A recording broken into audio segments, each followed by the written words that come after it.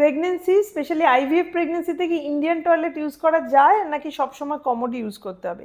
এই প্রশ্নটা আমি ডে ইন ডে আউট আমার পেশেন্টদের কাছে শুনি।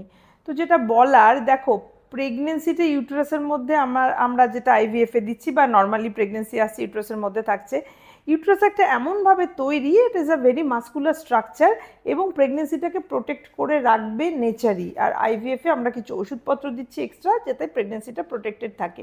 তো এটা কারুর মানে কিরম টয়লেট ইউজ করলো, কি উপরে বসা নিচে বসার উপর ঠিক এক্স্যাক্টলি ডিপেন্ড করে না যে তার জন্য প্রেগনেন্সি বেরিয়ে যায় না। এটা আমি আমার পেশেন্টদের ইননিউমারেবল টাইম এটাই বলি যে তোমার হাঁটা চলা বা ওঠা বসার ওপর প্রেগনেন্সিটা কিন্তু ডিপেন্ড করে না যে মিসক্যারেজ হয়ে গেল বা বেরিয়ে গেল, আমি চলেছিলাম হেঁটেছিলাম, এর ওপর ডিপেন্ড করে না।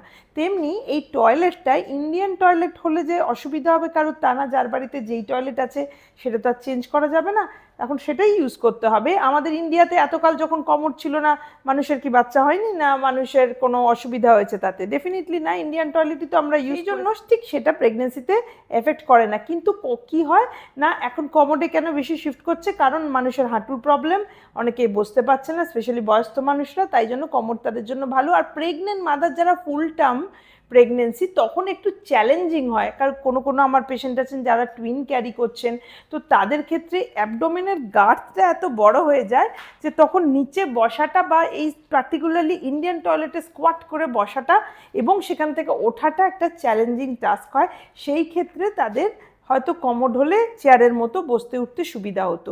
এটা জাস্ট আই থিঙ্ক কনভিনিয়েন্সের ব্যাপার, ঠিক আছে? এইটা ঠিক এক্স্যাক্টলি এর জন্য প্রেগনেন্সির কোনো ক্ষতি হবে এটা কিন্তু ধারণা করা ঠিক না।